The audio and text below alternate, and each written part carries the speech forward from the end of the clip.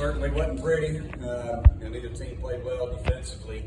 But the bottom line is, we did some productive things there in the eighth inning. Got guys on base. Really proud of Dylan Brewer. Came up 2-strike hit. Put us in a first and third situation. And then, little things there at the end. I mean, Hawkins being able to, put a ball in play with 2 strikes, Ferry being able to hit a ground ball with 2 strikes, just, little things to produce runs.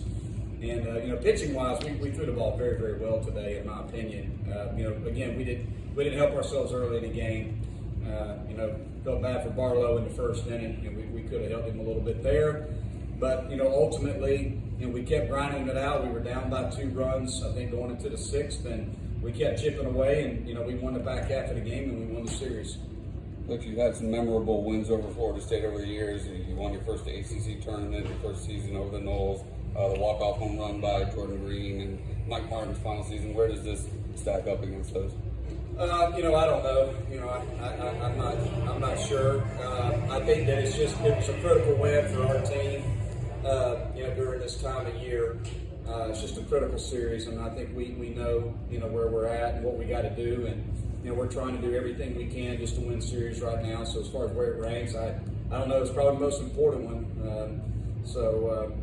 We're trying to do everything we can to put ourselves in a position to play baseball as long as we can, and you got to win series at this point. So just really proud of our guys and the way we fought.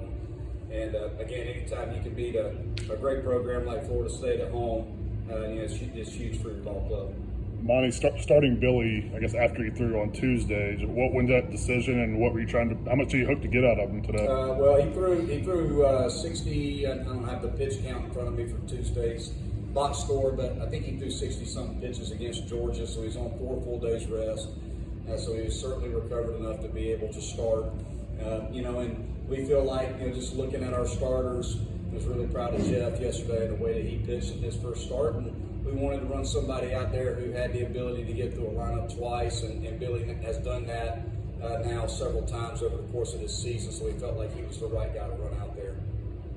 Coach, Briers hasn't had a hit in 4 games, but he had a big at-bat there. You worked the count full and fought off a couple fouls. Started off that rally to tie the game in the 7th. Yeah, again, I talked to those guys after yesterday's game that, 6 through 9 in the order need to step up for us. Bryce hit a 3-run jack, early in the game. Brier was able to move a runner with 2 strikes. Chad hit a ground ball, drove a runner in. Dylan had maybe the biggest at bat in the game there with 2 strikes. Just, being able to, hammer the ball to right field right there and put us in a position to win the game. So, all in all, we got good production, and I'm proud of Brier for being able again to, do something to help us win the game. Raiders, how they just used to say, just win, baby. Doesn't matter if it's ugly, pretty. You mentioned this time of year. Is that kind of the mantra? It doesn't matter how we do it. Just make guys make plays. No doubt about it. Look, ugly wins are better than beautiful losses. That's my favorite saying when it comes to days like today. I'll tell you, today's game it's a tough game to win, simply because we gave up a big inning in the first. And if you look at box scores your whole life like I do, the general rule of thumb is if you give up a big inning, you got to have 2 to